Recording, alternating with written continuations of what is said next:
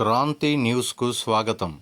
Guntur channel Parchur వరకు పొడిగించుటకు నిధులివ్వాలని, నల్లమడ వాగు ఆధునీకరణకు నిధులివ్వాలని, రైతులపై పెట్టిన అక్రమ కేసులను ఎత్తివేయాలని, వ్యవసాయ పంటలకు కనీస మద్దతు ధరకు చట్టబద్ధత కల్పించాలని డిమాండ్ చేస్తూ నల్లమడ రైతు సంఘం ఆధ్వర్యంలో ఆగస్టు 7వ తేదీన బుధవారం సాయంత్రం 5 గంటలకు పర్చూరులో కొల్లావారి కళ్యాణ మండపంలో సమావేశం జరిగింది.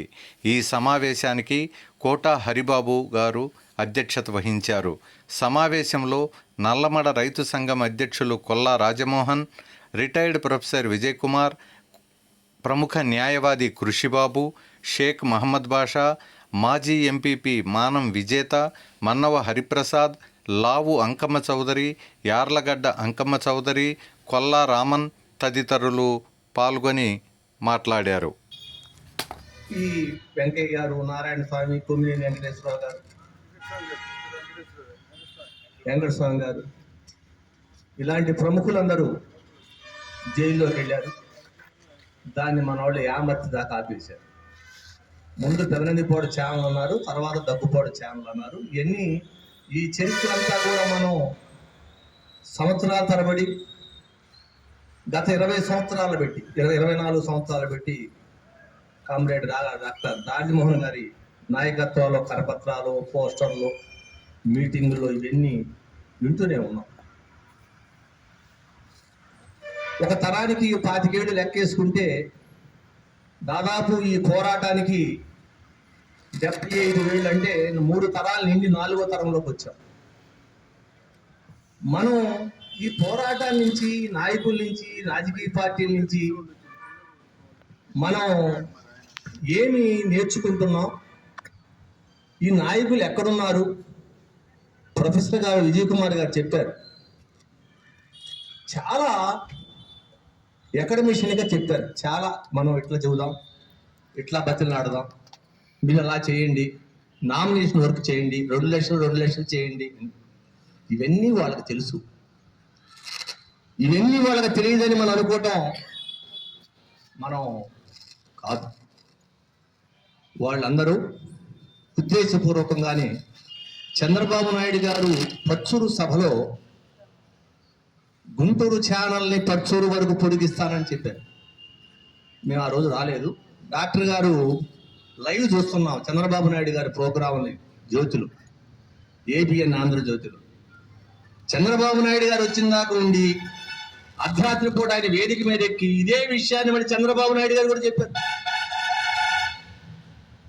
ఇదే విషయాన్ని ముఖ్యమంత్రులుగా ఉన్న జగన్మోహన్ రెడ్డి గారు చెప్పారు. ఇదే విషయాన్ని ఇరిగేషన్ మంత్రిగా ఉన్నటువంటి అంతకుముందు దేవినేని ఉమామహేశ్వరరావు గారు చెప్పారు. చీఫ్ ఇంజనీర్ గారు వచ్చారు, మొత్తం ప్రాంతాన్ని చూశారు, అనేక కమిషన్లు వేశారు, అనేక సార్లు వచ్చారు, చూశారు, కమిషన్లు వేశారు, చూశారు, భూసేకరణ అన్నారు. కలెక్టర్ గారు వేణుగోపాల్ రెడ్డి గారు అయిపోయింది, మీరు ఎందుకు పొద్దుగూగులు ఈ కలెక్టర్ ఆఫీస్ కాడి గొడవేంది, ఆగవేంది అన్నాడు. మొన్న నేను టీవీ చూస్తుంటే ఆ జాయింట్ కలెక్టర్గా ఉన్నటువంటి ఇంకో మేడం గారు కర్నూలులో కనపడ్డారు నాకు. రాజకుమారి గారు ఎవరి పక్కన? మన చంద్రబాబు నాయుడు గారి పక్కన. ఆమె కూడా ఏంటంటే మీరు పొద్దుగూలు వస్తారు, అయిపోయింది కదా, అదంతా మా పని, ఇచ్చేస్తున్నాం, ఇదిగో రేపు పొద్దునే డీడీలు ఇచ్చాం, అక్కడ ఇచ్చాం, అది ఇచ్చాం, ఇది ఇచ్చాం, అవన్నీ కాలదోషం పట్టింది. కానీ విజయ్ కుమార్ గారు ఏం చెప్పారు? ఇప్పుడు చాలా సాఫ్ట్గా చెప్పారు. అకాడమిషన్గా ఆయన ప్రొఫెసర్ కాబట్టి, నేను ప్రొఫెసర్ని కాదు, నేను ఒక చిన్న కార్యకర్తని, ఏదో ఒక లిటిగెంట్ డాక్టర్ గారు అంటున్నారు. దీనికి ఏంటి పరిష్కారం? మనం ఇలాగనే మీటింగ్లు పెట్టుకుంటూ వెళదామా? ఎటు పెట్టవడమే, మీటింగ్లు పెట్టడం తప్పని కాదు, ఈ మీటింగ్ కూడా అవసరమే. ఈ మీటింగ్ నుంచి మరొక దశలోకి దీన్ని ఎట్లా వెళ్ళాలి? ఏలూరు సాంబశివరావు గారు గుంటూరు వచ్చారు కదా, ధూళిపాండి నరేంద్ర గారు గుంటూరు వచ్చారు కదా, నాదెంక మనోహర్ గారు గుంటూరు వచ్చారు కదా, కలెక్టర్ ఆఫీస్ గారు ఉన్నటువంటి మనల్ని ఓదార్చారు కదా, మనల్ని బుద్ధగించారు కదా, మనల్ని లాలించారు కదా. ఆనాడు అధికార పార్టీలో ఉన్నటువంటి హరిబాబు గారు, ఇందాక వస్తా నేను చెప్పాను, తప్పో ఒప్పో ఇప్పుడు చెప్పడం తెలియదేమో కానీ హరిబాబు గారు పర్చూరులో వారు అధికార పార్టీలో ఉండి కూడా ఇక్కడ ఉన్నటువంటి వైసీపీ కార్యకర్తలందరూ కూడా నడుం బిగించి గుంటూరు వచ్చి రిలే నిరాహార దీక్షలో కూర్చొని ఉద్యమాన్ని ముందుకు నడిపారు.